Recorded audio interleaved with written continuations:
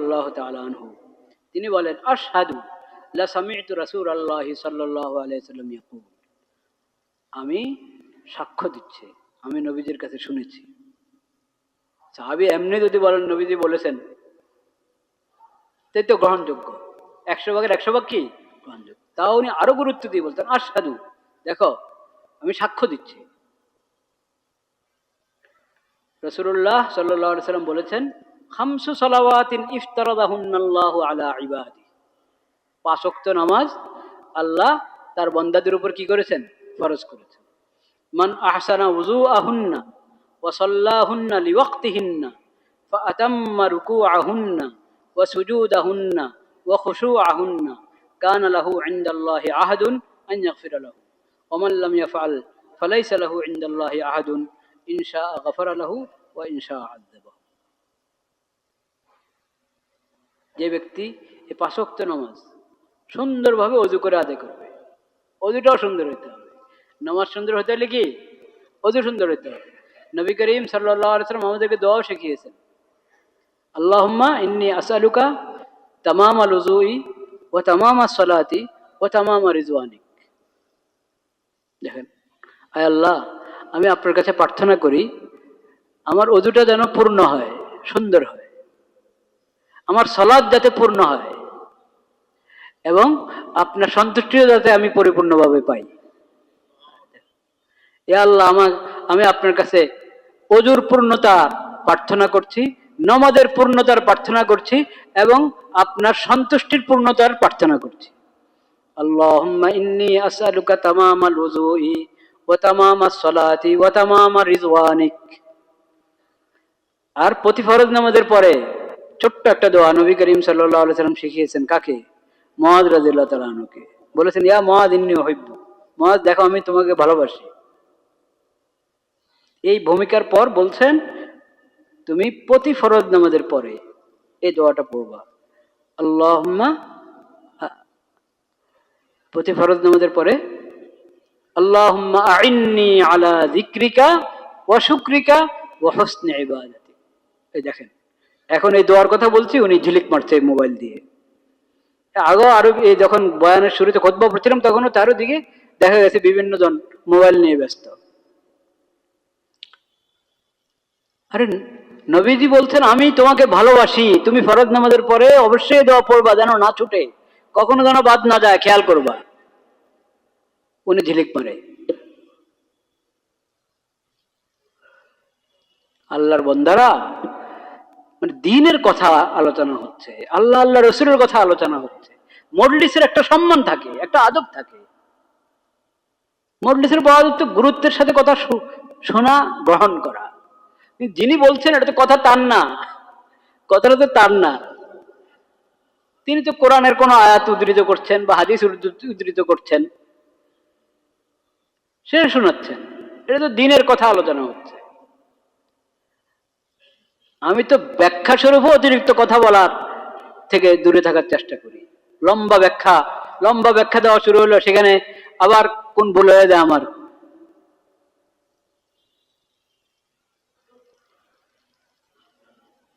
আল্লাহুম্মা আইন্নী আলা যিকরিকা ওয়া শুকরিকা ওয়া হুসনি ইবাদাতিক। আয় আল্লাহ, আপনি আমাকে সাহায্য করেন যাতে আমি আপনার জিকির করতে পারি। আপনি আমাকে সাহায্য করেন যাতে আমি আপনার শুকর আদায় করতে পারি। আপনি আমাকে সাহায্য করেন যাতে আমি আপনার ইবাদত সুন্দরভাবে করতে পারি। আল্লাহুম্মা আইন্নী আলা যিকরিকা ওয়া শুকরিকা ওয়া হুসনি ইবাদাতিক। তো নবী করিম সাল্লাল্লাহু আলাইহি ওয়াসাল্লাম বলেছেন, মান আহসানা উযুআহুন্না, ওযু সুন্দরভাবে করবে। ওযুতে 4টা ফরজ, কিছু কি আছে সুন্নত আছে না, সুন্নত মোতাবেক ফরজগুলো আদায় করব সুন্নত তরিকায়, তাইলে ওযুটা সুন্দর হবে। তাইলে ওযুর নিয়ম শিখিয়েছেন নবী করিম সাল্লাল্লাহু আলাইহি ওয়াসাল্লাম সাহাবায়ে কেরামকে। সাহাবায়ে কেরাম দেখিয়ে দিয়েছেন।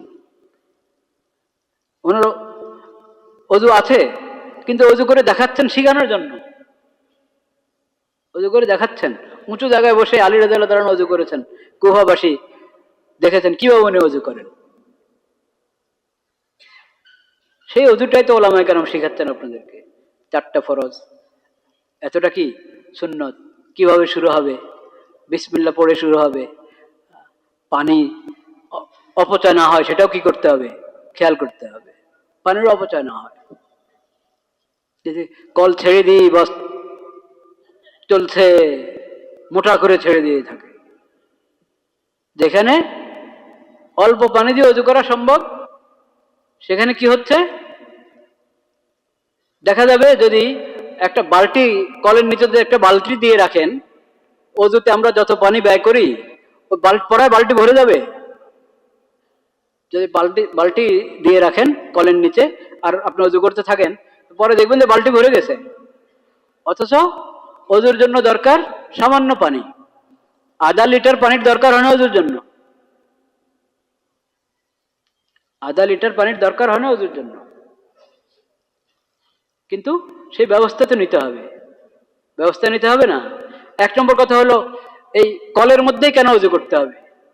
হাউজ আছে, হাউজে করেন। একটা লোটা রাখেন, কল থেকে আপনি লোটাতে পানি নিয়ে লোটা দিয়ে করেন। আচ্ছা, সব সফরের অবস্থা সব সম্ভব নাও হতে পারে, কিন্তু আমার ঘরে বাড়িতে তো আমি এই ব্যবস্থা করতে পারি যে কল ছেড়ে দিয়ে অজু করবো না, লোটাতে করবো।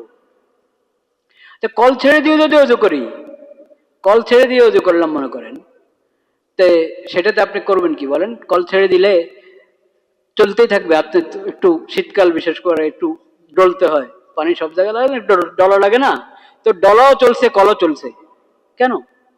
একটু কলটা ছেড়ে একটু পানি দেন, একটু পানি দিয়ে কলটা বন্ধ করেন, এরপর আপনি ডলেন, ঘষেন যেটা দরকার, হ্যাঁ, তারপর আবার কল ছাড়েন, হালকা করে ছাড়বেন।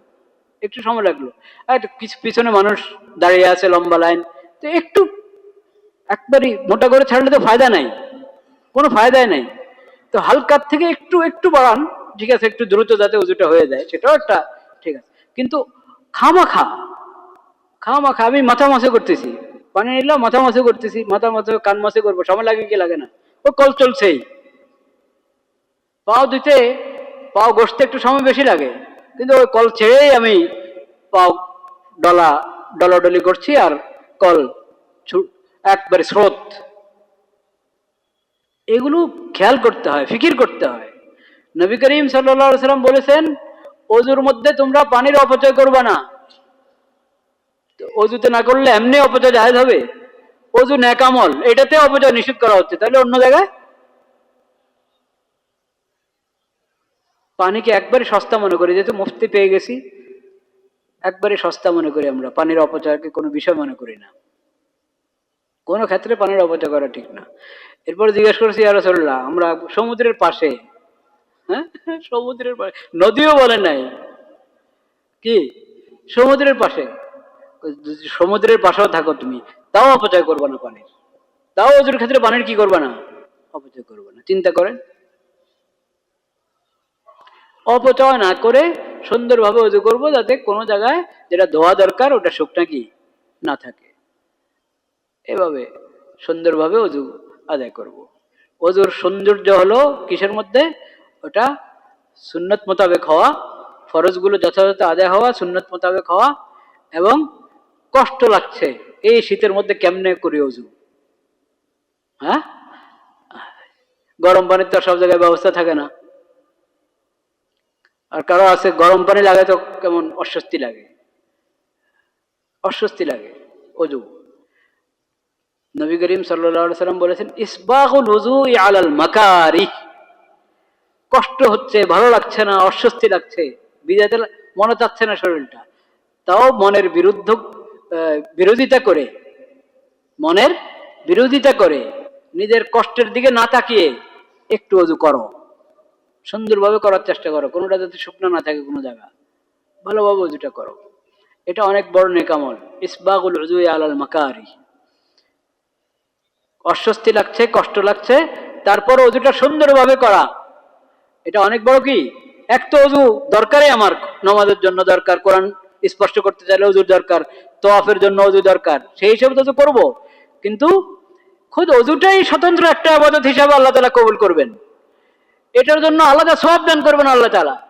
এই না যে নামাজের সওয়াবের মধ্যে এটা চলে গেছে বাস, না, অজুর জন্য আলাদা সওয়াব দিবেন আল্লাহ তাআলা।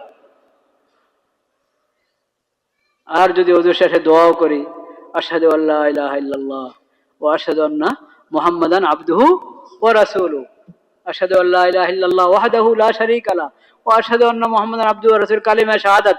এই যে বেটা আমি পড়লাম এটা হক বা এই অর্থের কালিমা শাহাদাত আপনি পড়লেন, তাই আল্লাহ তাআলা জান্নাতের দরজা তো খুলে দিবেন। এরপরে ওজুর সময় কত অনুভূতি মনে জাগ্রত করা যায়, কত অনুভূতি জাগ্রত করা যায়। ওজুর দ্বারা গুনাহ মাফ হয়, তো আমি তওবাই করতে থাকি, ওজু করতে করতে তওবাই করতে থাকি। আল্লাহুম্মা গফিরলি যামবি ওয়া ওয়াসসি'লি ফি দারি ওয়া বারিক লি ফি রিজকি। নবী করিম সাল্লাল্লাহু আলাইহি ওয়াসাল্লাম ওযু করেছেন, নামাজ পড়েছেন, তারপরে এই দোয়া পড়েছেন, আল্লাহুম্মা গফিরলি যামবি ওয়া ওয়াসসি'লি ফি দারি ওয়া বারিক লি ফি রিজকি। কোন বর্ণনায় এসেছে ওযু করেছেন, এই দোয়া পড়েছেন। এই দোয়া আপনি ওযুর পরে পড়েন, ওযুর মাঝেও যদি পড়েন, যে মাগফিরাত, আল্লাহ তো বলেছেন ওযুর দ্বারা গুনাহ মাফ হয়। তো আমার তো খালি সগীরা গুনাহ না, কত কবিরা গুনাহ করে রেখেছি। আল্লাহ আমি সবকিছু থেকে তওবা করেছি, তওবা করছি, আপনি আমার সব গুনাহ মাফ করে দেন, আমার সব গুনাহ মাফ করে দেন। তওবা করতে করতে ওযু করি, তাইলে তো ওই কথাটা আসবে, আল্লাহুম্মা জাআলনি মিনাত তাওয়াবিন ওয়া জাআলনি মিনাল মুতাতাহহিরিন। আল্লাহ আপনি আমাকে তওবাকারীদের অন্তর্ভুক্ত করেন এবং পবিত্রতা অর্জনকারীদের অন্তর্ভুক্ত করেন, যাতে এই তহারাতের মাধ্যমে, ওযুর যে তহারত অর্জন করলাম, এই তহারতের মাধ্যমে খালি আমার অঙ্গগুলো পরিষ্কার হলো, পবিত্র হলো, আর আমার জন্য নামাজ বৈধ হয়ে গেল, শুধু এতটুকুই যেহেতু, যাতে আমার ওযুটা কি না থাকে, সীমাবদ্ধ না থাকে। এই ওযুর বরকতে আমার আখলাক, আমার আমল, আমার সিরত, চরিত্র সব পবিত্র করে দেন, সব সুন্দর করে দেন। অনুভূতি এই না যে ওদের মধ্যে আমি উদাসীন, যে নামাজের খুশু খুশুর জন্য আমরা পেরেশান। আমাদের মুরব্বীরা, ওস্তাদরা আমাদেরকে বলেছেন, আরে তুমি তো নমাজের খুশু খুশু চাও, তো এটা ওযু থেকে ফিকির করো না কেন? আযান শুনলা, এখন থেকে ফিকির শুরু করো, আযানের উত্তর দাও যে এখন আল্লাহর মহান এই ফরজ আদায় করার সময় এসেছে, এখন আমাকে প্রস্তুতি নিতে হবে। ওযু করার সময় খেয়াল রাখো, আল্লাহ আমার দিলটাও পরিষ্কার করে দেন, আমার আখলাকও ভালো করে দেন। এরপরে ধীরে ধীরে হেঁটে মসজিদে যাও,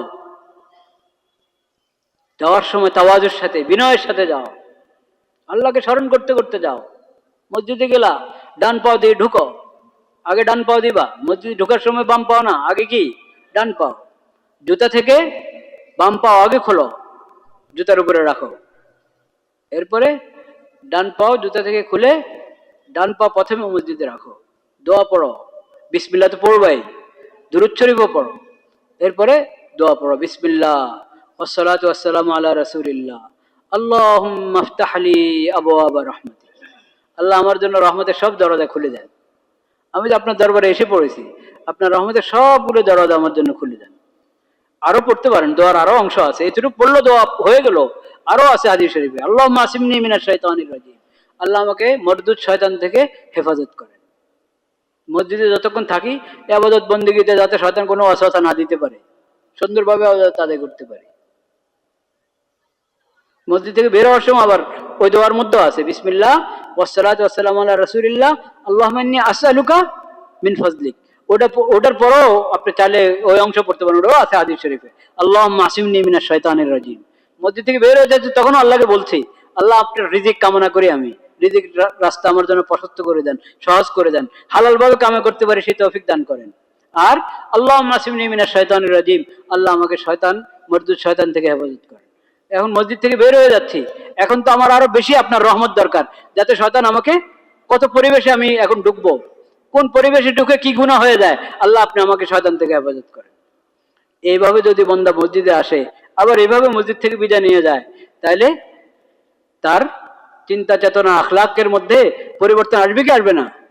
আসবে। আহসানা উযুআহুন্না, নবী করিম সাল্লাল্লাহু আলাইহি ওয়াসাল্লাম বলছেন, 5 ওয়াক্ত নামাজ আল্লাহ বান্দাদের উপর কি করেছেন? ফরজ করেছেন। যে এই নামাজগুলোর ওযুটা সুন্দরভাবে করবে, ওয়াসাল্লাহুন্না লিওয়াক্তিহিন্না, এবং নামাজগুলো ঠিক ঠিক সময় কি করবে? আদায় করবে, ঠিক সময় আদায় করবে। ফাআতাম্মা রুকুআহুন্না ওয়া সুজুদাহুন্না ওয়া খুশুআহুন্না, আদায় করার সময় আবার রুকুটা পূর্ণতা যেন পায়, সুন্দরভাবে পরিপূর্ণ রুকু, পরিপূর্ণ সাজদা এবং খুশুজাটা যাতে পূর্ণ হয়, ওইদিকে খেয়াল রাখবে। এইভাবে যদি সুন্দরভাবে ওযু করলো, সুন্দরভাবে নামাজ আদায় করলো, কানা লাহু ইনদাল্লাহি আহাদুন আন ইয়াগফিরা লাহু, আল্লাহ রাব্বুল আলামিন তার সঙ্গে ওয়াদাবদ্ধ যে আল্লাহ তাকে ক্ষমা করে দিবেন। আল্লাহ ওয়াদাবদ্ধ, আহাদ, আল্লাহ অঙ্গীকার করলেন এই বান্দার সাথে, তাকে আল্লাহ কি করে দিবেন? ক্ষমা করে দিবেন। অমাল্লাম ইয়াফাল, ওযু ঠিক মতো করলো না, নামাজও ঠিক মতো পড়লো না, একদিন পড়লো আরেকদিন পড়লো না, সময় মতো পড়লো না, সুন্দরভাবে পড়লো না, তাহলে আল্লাহর কোনো ওয়াদা নেই, কোনো কি নেই, ওয়াদা নেই। এরপর আল্লাহর ইচ্ছা, আল্লাহ চাইলে ক্ষমা করবেন, চাইলে শাস্তি দিবেন, আল্লাহর ইচ্ছা। কিন্তু ওয়াদা হলো ওই ব্যক্তির জন্য, ঠিক মতো ওযু করলো, ঠিক মতো নামাজ আদায় করলো, সময় মতো আদায় করলো, সুন্দরভাবে আদায় করলো, আল্লাহ এমন নামাজি বানিয়ে দেন আমাদেরকে। আবু দাউদ শরীফ সহ বিভিন্ন হাদিসের কিতাবে এই হাদিসটি বর্ণিত।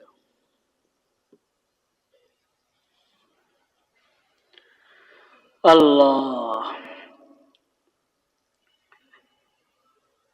আবু মাসউদ আনসারী রাদিয়াল্লাহু তাআলা আনহু, ওনাকে বলা হয়েছে হাদিসনা আন সালাতি রাসূলিল্লাহ সাল্লাল্লাহু আলাইহি ওয়াসাল্লাম, সাহাবী, আপনি তো রাসূলুল্লাহর কাছ থেকে নামাজ শিখেছেন, নবী করিম সাল্লাল্লাহু আলাইহি ওয়াসাল্লাম নামাজ দেখেছেন, তার কাছ থেকে নামাজ শিখেছেন, তা আমাদেরকে নবীজির সালাত শিখিয়ে দেন, দেখিয়ে দেন।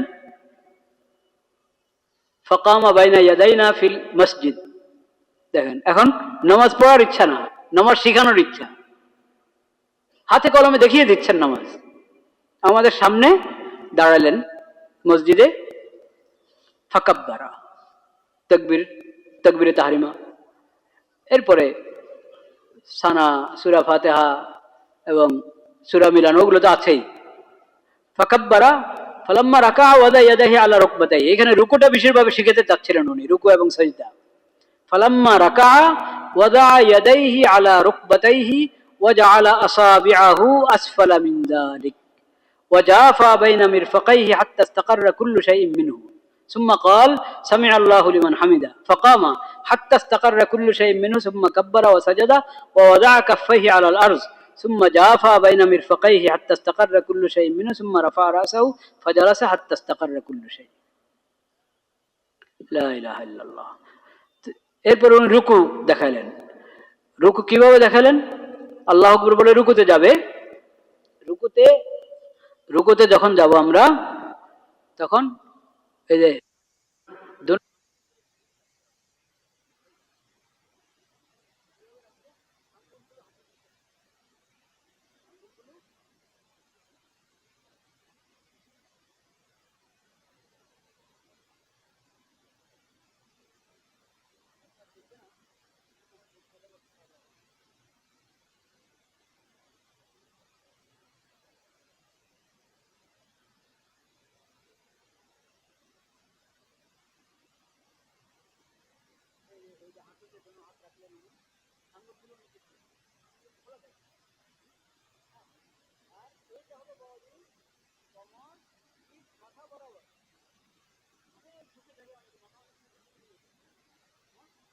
মাথা উঠায় রাখে, বুঝতে পেরেছেন?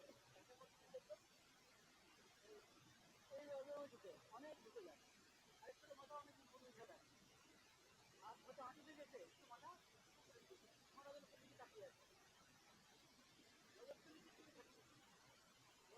সোজা হয়ে যাবে। পানির পাখি রেখে দেওয়া, হ্যাঁ, পানিও জমা হয়ে যেত, পানি পুরো পানি পড়বে না, এমন ভাবে মাথা পিঠা এবং কমর কি হওয়া বরাবর, আর হাত থেকে দিদিকে খুলে দেবেন না, দেখেন আমি হাত সোজা, হাতে হাতটাতে রেখেছেন, হাতের পানিটা রেখেছেন কোথায়? হাঁটুতে, আরে হাতের ইয়ে থেকে কান থেকে হাত কিন্তু এইভাবে সোজা, আমরা অনেকে এভাবে করি, দুই হাত দুদিকে, দুই কোটি দুদিকে নিয়ে যাই, রুকুর সময় দুই কোটি দুদিকে যাবে না, এইভাবে আর শরীরটা মনে করেন একটা কামান, আর এটা হলো কামানের সেই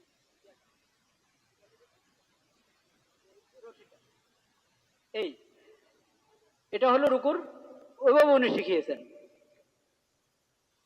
ওয়াজাফা বাইনা মির হাত্তা ইস্তাকাররা কুল্লু শাইইন মিনহু সুম্মা ক্বাল সামি আল্লাহু লিমান, এরপর রুকুতে গেলে আমি কি করব? ইস্তাকাররা কুল্লু শাইইন, এটা হলো থেমে যাও, মাথা রুকুতে যাচ্ছে না যাচ্ছে আবার লাফ দিয়ে উঠে গেলা না, স্থির হও, রুকুতে গিয়ে কি হও? স্থির হও। সুবহান রব্বিয়াল আজিম, সুবহান রব্বিয়াল আজিম, সুবহান রব্বিয়াল আজিম, তিনবার বলা সুন্নত। স্থির হওয়া কিন্তু ওয়াজিব। সুবহান রব্বিয়াল আজিমটা পড়া কি সুন্নত।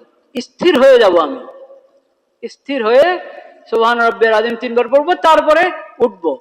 ওই উঠা কমাটা এটাও একবারে সোজা হয়ে দাঁড়াবো, সোজা হয়ে দাঁড়াবো।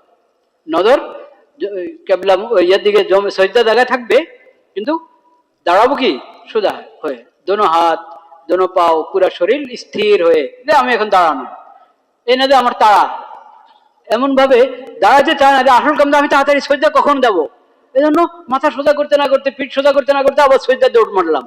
এটা অন্যায়, এটা ভুল পদ্ধতি। স্থির হাত্তা মিনহু, তোমার শরীরের প্রতিটি অঙ্গ নিজ নিজ অবস্থানে ফিরে আসবে। রুকুর মধ্যে যেভাবে থাকা দরকার ওইভাবে স্থির হয়ে যাবে, দাঁড়ানোর পর আবার শরীর তার পজিশনে এসে যাবে। এরপরে তুমি যাও রুকুতে আল্লাহু আকবার বলে, রুকু ইয়াতে সজদার দিকে যাও।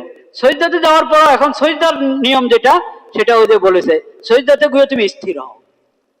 নাক কপাল, নবী করিম সাল্লাল্লাহু আলাইহি ওয়াসাল্লাম বলেছেন 7টা অঙ্গের উপরে কি দাও। সজদার মধ্যে কটা অঙ্গ ব্যবহার করতে হবে? হ্যাঁ, 7টা অঙ্গ, 7টা অঙ্গ।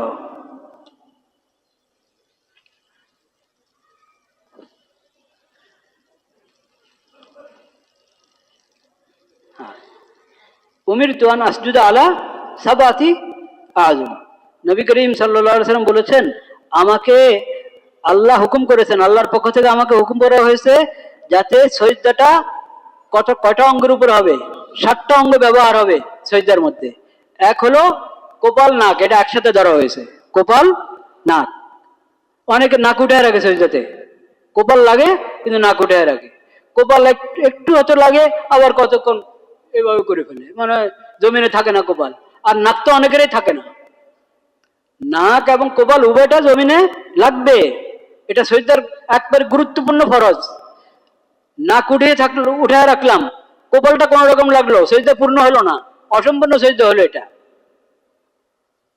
এবং দোনো হাত কোথায় থাকবে? জমিনে থাকবে। দোনো হাঁটু কোথায় থাকবে? জমিনে থাকবে। আর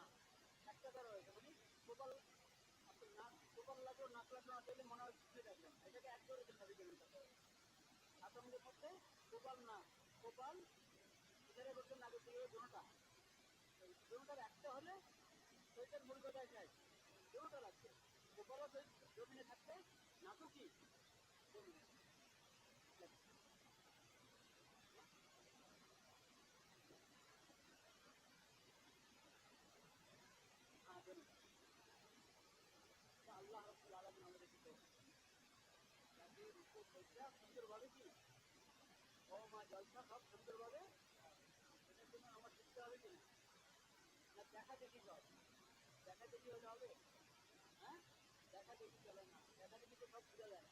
এজন্য দেখেন না সাহাবায়ে কেরাম দেখিয়েও দিয়েছেন, বলেও দিয়েছেন। নবীজি দেখিয়েও দিয়েছেন, বলেও দিয়েছেন। তাহলে আমরা নামাজ শিখবো তো ইনশাআল্লাহ। আমাদের দোয়াগুলো সহিযুক্ত হতে হবে না ভুল হলেও চলবে। সূরা কেরাত যা পড়ি, সূরা ফাতিহার পর আরো যা পড়ি এগুলো শুদ্ধ হতে হবে না অশুদ্ধ হলেও চলবে। অতএব আমার আগ্রহ হলো সাহেব হারবি বহুত বড় বুজুর্গ আল্লাহওয়ালা বুজুর্গ তিনি বিদেশে সম্পর্ক লন্ডন না কোথায় তিনি মেহমান হয়েছিলেন একটা বাইরে থেকে আসতে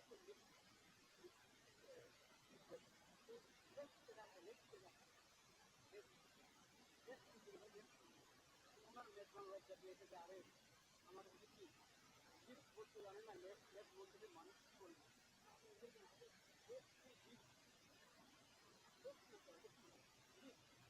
আমি তো এই কথাই বলি আলহামদু আলহামদু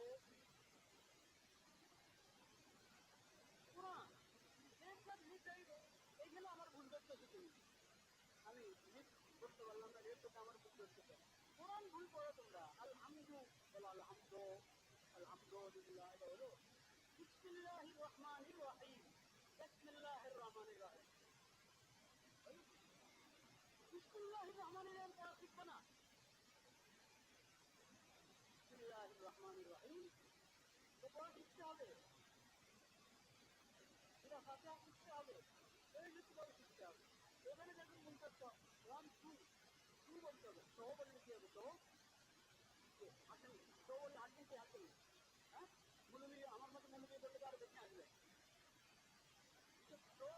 টু বলতে হবে সহ বলা যাবে না এখানে যেন সহ বলেন আলহামদু বিসমিল্লাহ এটা হলো মদ গুন্না এবং যে কিভাবে উচ্চারণ হবে সেটা এর চেয়ে বড় গুরুত্বপূর্ণ বিষয় হলো অক্ষরগুলো দেখা যাবে কি হওয়া বের হওয়া হা একটা হা একটা হা এখানে হা বিসমিল্লাহি এটা তো হা এটার পার্থক্য আছে কি নাই আছে আমি হাকে বানাই দিলাম হওয়ার মতো বাংলা হওয়ার মতো বানাই দিলাম হা কিন্তু বাংলাতে নাই হা বাংলাতে ইংরেজিতেও আরো যে বিশেষ অক্ষর যেগুলো ওগুলো তো ভালোভাবে আমি লক্ষ্য করে শিখতে হবে তাহলে সহিযুক্তভাবে কোরআন শেখার চেষ্টা করবো কিনা ইনশাআল্লাহ আল্লাহ সবাইকে তৌফিক দান করেন আমাকে আমাদের সবাইকে তৌফিক দান করেন।